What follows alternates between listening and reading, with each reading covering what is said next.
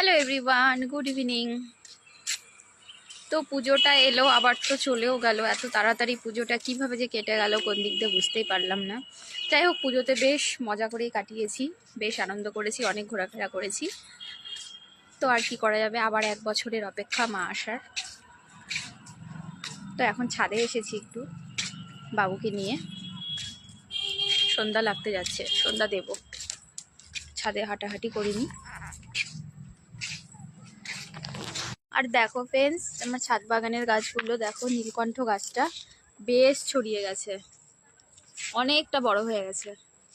আর এটা কিন্তু সাদা, মানে নীল হয় যে সেটা না, এটা হচ্ছে সাদা নীলকণ্ঠ। যাই হোক, এই যে একটা কড়ি ধরে রয়েছে এখানে দেখো। আর দেখো মাঝখানে একটা আমও এসেছে আবার, এই যে এই দেখো একটা আম এসেছে আম গাছটাতে। আর দেখো এখানেও বেশ কয়েকটা এসছে মুকুল। হ্যালো টাটা, এখন সন্ধ্যা দেব, নিচে যাব সন্ধ্যা দেব।